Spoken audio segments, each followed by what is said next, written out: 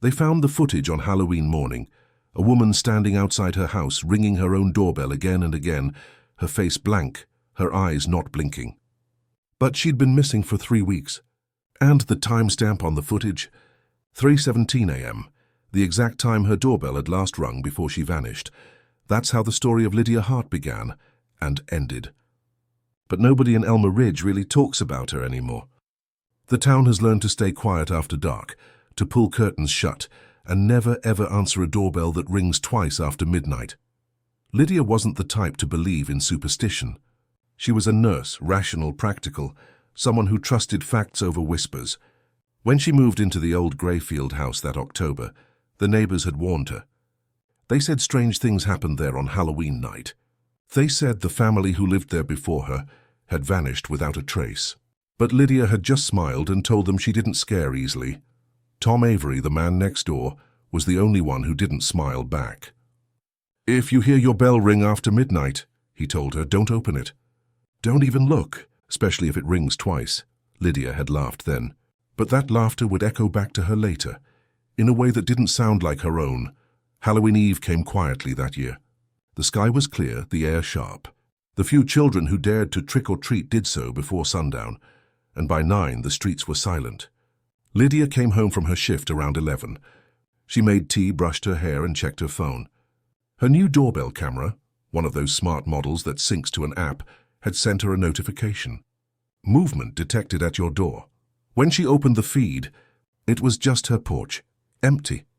Except for a flicker of movement at the far left of the frame, a tall, vague shadow shifting in the fog. She assumed it was a glitch, maybe a passing car's reflection. She turned off the phone, went to bed. At exactly 3:17 a.m. she woke up. The doorbell was ringing, one chime. Then another. It echoed through the quiet house, slow and deliberate. She grabbed her phone, opened the live feed. Nothing. Just fog pressing against the lens. Then, as she watched, the timestamp on the video began to flicker, the numbers rearranging themselves like the camera couldn't decide what time it was. For a single frame, the video glitched, and she saw herself standing outside the door, staring directly into the lens, her own face. Same clothes, same expressionless eyes. Then it was gone. The next morning, Lydia told herself she must have been dreaming, but when she checked the camera's storage, the footage from that time was missing. The file skipped from 3:16 to 3:18. No explanation. She shrugged it off, deleted the old clips, and went about her day. That night it happened again, when 17 a.m. ding. Dong, ding, dong, this time slower, more intentional. She messaged Tom, "Someone's at my door again." He replied almost immediately, "Don't open it. Don't even look. Just unplug the bell."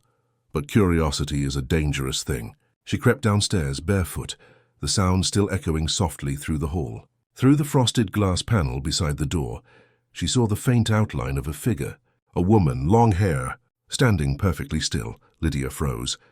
The figure raised a hand, pressed it gently against the glass, and that's when Lydia realized the reflection didn't match her movement. It was mirroring her, but delayed, like a playback. And then the reflection smiled. The next morning, Lydia didn't show up to work. Her co-worker, Jenna, found a small USB drive in her locker, unmarked except for a note taped to it. The note said only, "You need to see what she saw." Jenna plugged it into her laptop. It was a recording from Lydia's doorbell cam. Timestamp October 31st, 3:17 a.m. The camera was tilted slightly to the right, as if someone had moved it. The doorbell rang once. Then again. Through the static, a figure appeared, blurry but just human enough to make you uncomfortable. Long black hair, skin too pale, a smile that never moved. The door opened. The footage cut out for 2 seconds. When it returned, the porch was empty. The camera's microphone picked up faint breathing. Shaky, uneven. Not from behind the lens, but from inside the house. 3 weeks later, Lydia was officially declared missing. The police searched her home, her workplace, the woods behind the property, nothing. No blood, no struggle. Just one thing. The doorbell camera, unplugged but still warm to the touch. That same week, her neighbor Tom called the police. He said Lydia was at his door. When the officers arrived, Tom was pale, shaking. He swore he had seen her through his own porch cam, standing there in her nightgown, face blank, eyes staring directly into the lens. He said she rang twice, just like before, and when he blinked, she was gone. The police didn't believe him, until he showed them the footage. At first, it looked like a woman standing on the porch. Then every night she appeared closer to the camera, inch by inch, until one night she wasn't on the porch anymore. The final clip showed Tom's living room. He was sitting on the couch, dozing off, and behind him, reflected in the dark TV screen, was Lydia. He disappeared the next morning. Months passed. The house on Elmer Ridge sat empty again, windows boarded, mailbox overflowing. Eventually, a new couple moved in, young, hopeful, unaware of what had happened there. They replaced the old doorbell camera. The technician who removed it was curious, so before wiping the device, he checked the SD card. There were dozens of recordings, all corrupted except for one. The folder was titled Ring 317. When he opened it, the same pattern appeared.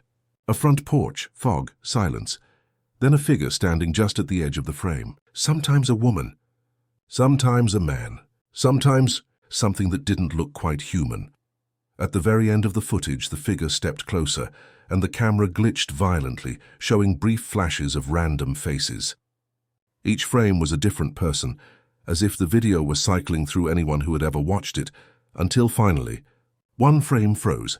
It was him, the technician, staring into the lens, eyes wide in horror, though he'd never been filmed then. The doorbell in the empty house rang, twice. The police later tried to trace the origin of the footage. Every digital fingerprint led nowhere. The files copied themselves, spreading to new devices, new cameras. The last known upload appeared on an anonymous video sharing site, posted under a new title, Watch Before 317. Every person who claimed to have seen it said the same thing, that near the end, the face in the footage looked like theirs, and that sometimes after watching, their doorbell rang twice. So if you hear your bell ring this Halloween, once then again slow and patient, don't check your phone. Don't open the door. Don't look outside, because if you do, the camera might not show what's out there. It might show you, standing on your own porch, ringing to be let back in. Timestamp, 3:17 a.m.